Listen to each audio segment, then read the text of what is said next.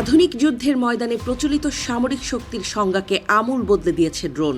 ঝাঁকে ঝাঁকে ড্রোন হামলার মাধ্যমে শত্রুর যুদ্ধকৌশল নিমিষেই ধূলিসাৎ করাই হয়ে উঠেছে আধুনিক যুদ্ধের প্রধান মন্ত্র।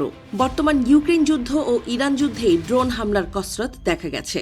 অত্যন্ত সস্তা এবং উন্নত ড্রোনগুলোর মাধ্যমে প্রতিপক্ষের কয়েক কোটি ডলারের প্রতিরক্ষা ব্যবস্থাকে সহজেই ব্যর্থ করে দেওয়া সম্ভব। তাই আধুনিক যুদ্ধে মিলিয়ন মিলিয়ন ডলার মূল্যের মিসাইল ও যুদ্ধ বিমানের মাধ্যমে হামলার চেয়ে ড্রোন আক্রমণের কৌশলকেই বেশি প্রাধান্য দিচ্ছে রাশিয়া ও চীন।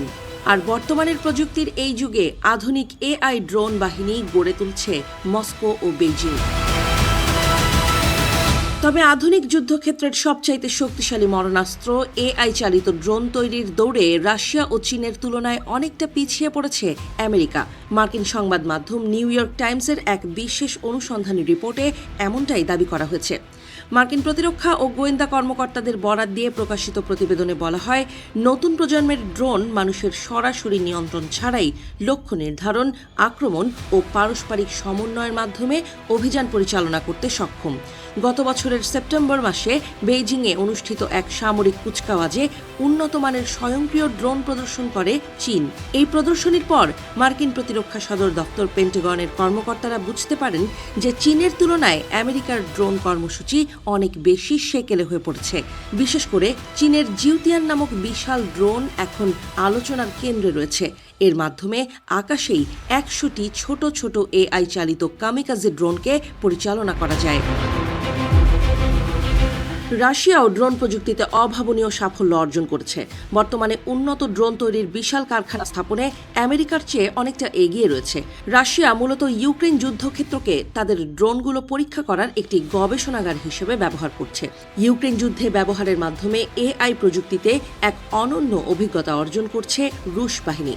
রাশিয়ার ল্যান্ডসেট নামক ড্রোনগুলো এখন নিজে থেকেই লক্ষ্যবস্তু খুঁজে বের করে আঘাত হানতে পারে। আর বিষয়টি মার্কিন সমরবিদদের কপালে চিন্তার ভাঁজ বাড়িয়ে দিয়েছে। অন্যদিকে চীন তাদের সিভিল মিলিটারি ফিউশন নীতির মাধ্যমে দেশের বড় বড় প্রযুক্তি প্রতিষ্ঠানগুলোকে সরাসরি সামরিক গবেষণায় যুক্ত করেছে। ফলে চীনের সামরিক সরঞ্জাম উৎপাদন ক্ষমতা পেন্টাগনের ধারণার বাইরে চলে গেছে। চীন এখন যে হারে স্বয়ংক্রিয় অস্ত্র তৈরি করতে পারছে, তেমন হারে উৎপাদন করার সক্ষমতা বর্তমান আমেরিকার নেই। ড্রোন খাতে আমেরিকা বিলিয়ন বিলিয়ন ডলার বিনিয়োগ করলেও তাদের পুরনো আমলাতান্ত্রিক ক্রয় প্রক্রিয়া এবং দীর্ঘ সময় সাপেক্ষ প্রজেক্টগুলো মূলত ব্যর্থতার প্রধান কারণ। পেন্টাগন গত কয়েক দশক ধরে কেবল যুদ্ধ বিমান এবং ট্যাঙ্কের মতো বিশাল ও অত্যন্ত দামি সমরাস্ত্রের দিকে মনোযোগ দিয়েছে। ফলে তারা ছোট এবং সস্তা ড্রোনের বৈপ্লবিক পরিবর্তন বুঝতে দেরি করে ফেলেছে।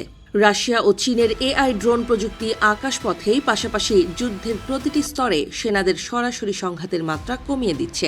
ফলে আগামী দিনের যে কোনো যুদ্ধে সেনাদের হতাহতের সংখ্যা কমাতে পারবে রাশিয়া ও চীন। বিশ্লেষকরা বলছেন, আমেরিকা তাদের আমলাতান্ত্রিক জটিলতা কাটিয়ে দ্রুত এআই ড্রোন প্রযুক্তিতে খাপ খাইয়ে নিতে না পারলে চিরস্থায়ীভাবে রাশিয়া ও চীনের কাছে শ্রেষ্ঠত্ব হারাবে তারা।